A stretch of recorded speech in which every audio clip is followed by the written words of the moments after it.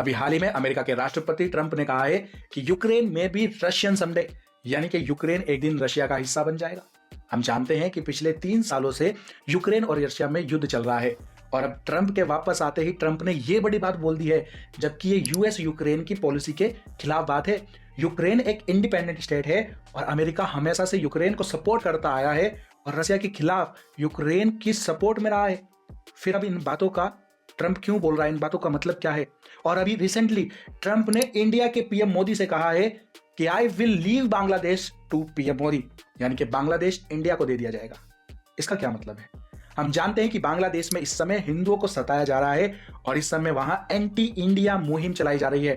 बांग्लादेश अब इंडिया के इन्फ्लुएंस में नहीं रहना चाहता, वो इंडिया से हटकर चलना चाहता है, यानी कि इंडिया और बांग्लादेश के आपसी रिश्ते अच्छे नहीं हैं। ऐसे में ट्रंप का यह कहना इंडिया और बांग्लादेश में युद्ध की स्थिति पैदा कर सकता है।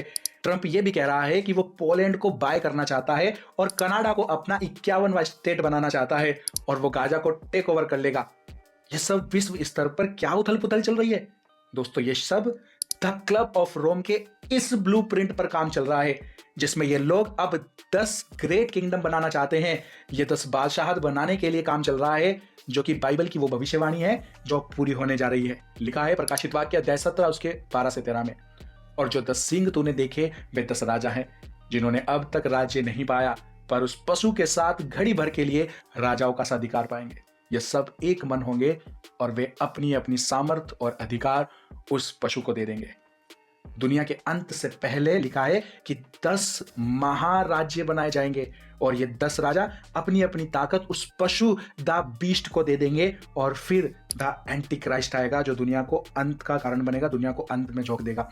और इस द क्लब ऑफ रोम के मैप में आप देखोगे तो ये 10 किंगडम हैं, जिसमें आप देख सकते हैं कि यूक्रेन रसिया का हिस्सा है, कनाडा अमेरिका में है और बांग्लादेश इंडिया में है।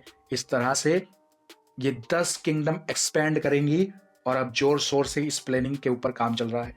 दोस्तों, हम अब उस अंतिम समय में एंटर कर चुके हैं जो बाइबल की भविष्यवाणी में लिखा हुआ है।